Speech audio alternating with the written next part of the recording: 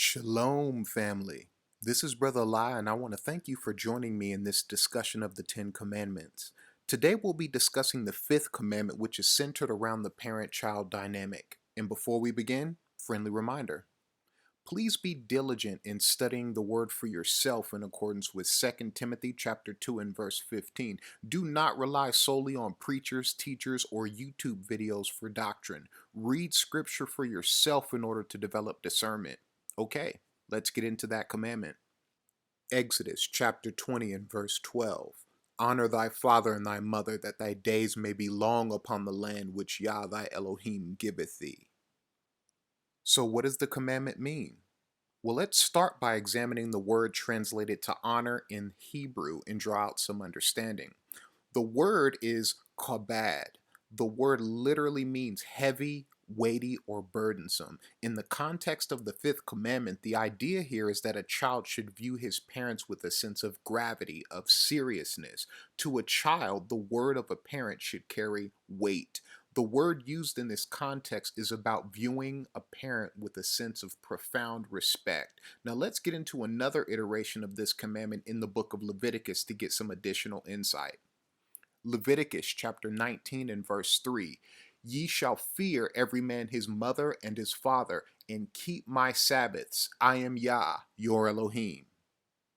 The word translated to fear here in Hebrew is yare, which literally means fear or reverence. The root word is used in over 330 times in the Hebrew scriptures, and in a multitude of instances, it's actually used in reference to our relationship with Yah. For example, in Proverbs chapter 9 and verse 10, which states, the fear of Yah is the beginning of wisdom. The root of the word translated to fear in this instance is, of course, yare. The takeaway here is that we should look to our parents with a similar sense of reverence that we look to Yah with. And that's pretty deep. Now, there is some counterbalance to this concept in the word. Parents have a responsibility to their children too. Let's hear what Paul the Apostle said about it. Ephesians chapter 6 verses 1 through 4. Children, obey your parents in Yah, for this is right. Honor thy father and mother, which is the first commandment with promise, that it may be well with thee, and thou mayest live long on the earth. And ye fathers, provoke not your children to wrath, but bring them up in the nurture and admonition of Yah. We see here that children must honor their parents, but parents also have responsibilities to their children in turn. Parents are not to provoke their children to wrath. If we think about it, this makes sense. Provocation breeds anger. Anger breeds resentment. Resentment breeds rebellion.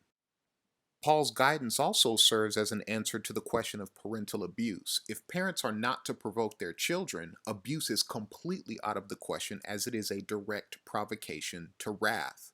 On the topic of abuse, we should also consider neglect.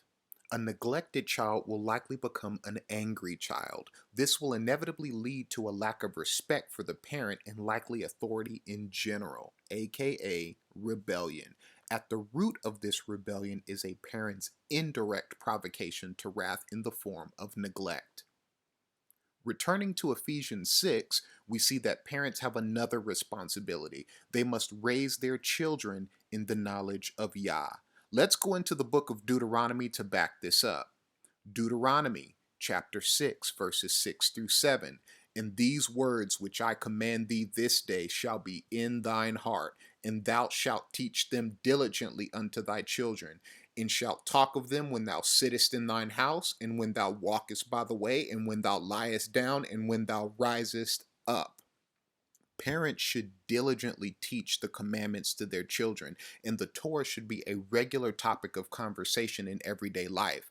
If we want to reap obedience in our children, we should sow the seeds of righteousness in them by teaching them the law. Let's wrap up the interpretation of the fifth commandment. Children, obey your parents and show them reverence. Parents, for your part, do not provoke your children to anger and teach them the Torah. This is the full balance of the understanding behind the fifth commandment. With that understanding in mind, let's explore an example of the transgression of the fifth commandment in the scriptures by discussing the war between King David and his third son, Prince Absalom. This story begins with Princess Tamar, one of King David's most beautiful daughters. I'll paraphrase this portion of the story, but you can read all about it in detail in 2 Samuel chapter 13 verses 1 through 22. Prince Amnon, who was King David's firstborn son, lusted after Tamar. While pretending to be sick, he asked for Tamar to bring food to him. Amnon managed to get her alone, and then he raped her. Amnon then had a servant throw her out of his chambers. In shame, she fled to her brother Absalom's house, where she lived as a widow. Absalom comforted his sister, but he was filled with rage over what Amnon had done to her. Without a doubt, Amnon committed a terrible sin against his sister. He abused Tamar and threw her out like she was nothing. This was a princess of Israel who was completely defiled by her brother. Now, according to the law contained in Leviticus chapter 18 and verse 9, he should have been put to death for the crime of incest. Now, King David had knowledge of the offense, but he failed to act. Why? When we look at the events of 2 Samuel chapter 13 in the Septuagint version of the scriptures, we gain insight into the motivation behind King David's failure to address the injustice done to his daughter. 2 Samuel chapter 13 verse 21 in the Septuagint reads, "And King David heard of all these things and was very angry, but he did not grieve the spirit of his son Amnon because he loved him, for he was his firstborn." So we see that according to the Septuagint version, King David did not punish Amnon for his crime due to favoritism. According to Leviticus 19 and 15, such partiality in judgment is forbidden according to the law. More urbane to our conversation surrounding the fifth commandment, however, is the fact that King David provoked Absalom to wrath by refusing to punish Amnon for his horrific crimes. Again, scripture indicates that King David had full knowledge of the event. Anger becomes resentment. Resentment ultimately becomes rebellion. Absalom did indeed take matters into his own hands, and he later killed Amnon. After killing his brother, Amnon fled to Geshur and remained there in exile until King David pardoned him, allowing him to return home. However, the murder of Amnon was only the beginning of Absalom's rebellion. A couple of years after he returned to Jerusalem, Absalom positioned himself at the gate of the city and began to speak to the people who came looking for the judgment of the king.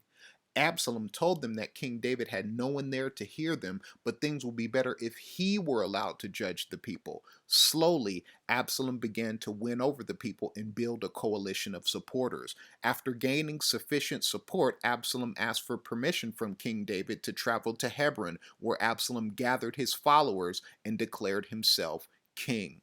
A vicious civil war ensued, with the end result being the death of Absalom and the defeat of his forces. Numerous lives were lost, and the kingdom was weakened as a result. It bears mentioning that Absalom's rebellion was the fulfillment of a prophecy pronounced against King David by the prophet Nathan because of his sin against Uriah the Hittite. According to that prophecy, the sword would never depart from King David's house.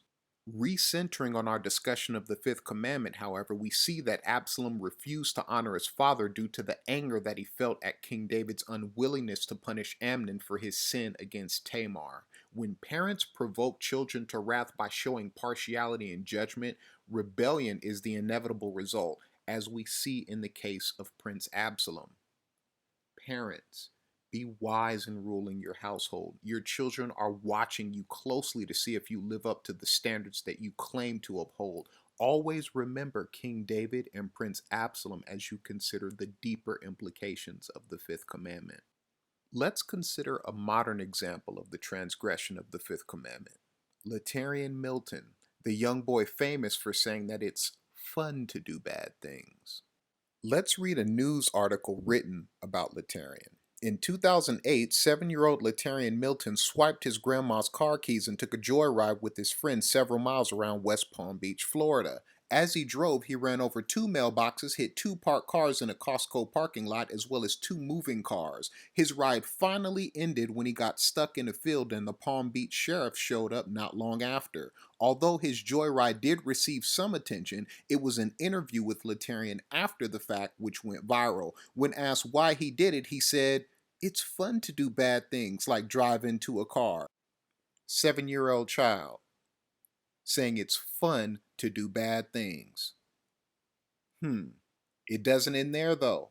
All right, shortly after these events, Latarian was in the news again, but this time for beating up his grandma. Let's read it. Milton's grandmother, Vakita Stratford, told WPBF that the 7-year-old took his mischievous activities to a new level Monday when she said he beat her up inside a Lake Park Walmart. According to Stratford, the problem began when Milton asked his grandmother for some chicken wings. When she refused, Milton walked over to the counter and ordered them anyway. Stratford said that when she confronted him about it, Milton just snapped. "He just started hitting me. Just started hitting me in front of the whole Walmart. Everyone in there was upset," Stratford said. Stratford told WPBF that Milton hit her stomach, legs, and wherever he could reach me. Riviera Beach police picked up Milton from his home and took him to an area hospital for a mental health evaluation Monday afternoon, WPBF reported. The 7-year-old can be held for up to 72 hours while he's evaluated by mental health officials. Stratford said that she believes Milton's problems are due to a bad atmosphere with his parents. "I know what causes the behavior because all he's ever seen was his parents do physical and abusive and verbal things, and I don't want him to continue in this direction, so I'm doing the best I can to get him the help." So obviously, this kid was out of pocket. However, consider the fact that he witnessed his parents being physically and verbally abusive towards one another, a provocation to wrath. It's also quite evident that no one taught him the fear of Yah, and as a result, we see constant rebellion. His story does not end here, by the way. He was later found guilty of carjacking and robbery. Notice how the rebellion seems to escalate over time?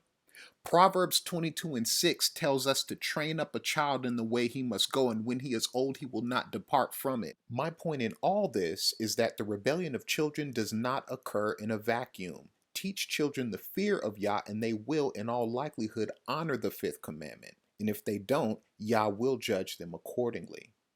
Which brings us to the penalty for the violation of the fifth commandment. Let's read it from the book of the law. Deuteronomy chapter 21. Verses 18 to 21. "If a man have a stubborn and rebellious son which will not obey the voice of his father or the voice of his mother, and that, when they have chastened him, will not hearken unto them, then shall his father and mother lay hold on him and bring him out unto the elders of the city and unto the gate of his place. And they shall say unto the elders of his city, This our son is stubborn and rebellious. He will not obey our voice. He is a glutton and a drunkard. And all the men of his city shall stone him with stones that he die. So shalt thou put evil away from among you, and all Israel shall hear and fear." Stop. It goes without saying that we do not enact judgments in our current time, as we leave the final judgment to Messiah. However, we should recognize that disobedience to our parents is a transgression worthy of death according to Torah. So ultimately, Absalom got exactly what he deserved for his rebellion against his father. Children, bear that in mind as you consider the full implications of the fifth commandment. So what's the conclusion of the matter? We are to honor our parents, give weight to their words and their inherent authority as the beings who literally gave us life. We are to have the same level of reverence for them as we have for Yah. And hey, no one said this walk was easy, but this is what Torah requires.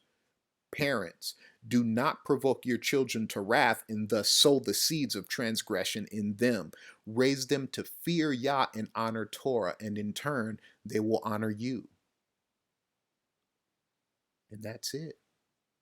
Thank you for joining me in our discussion of the fifth commandment. I give all praises to the Most High Yah, and glory and honor to Yeshua HaMashiach, the only begotten Son of Elohim and the King of Kings.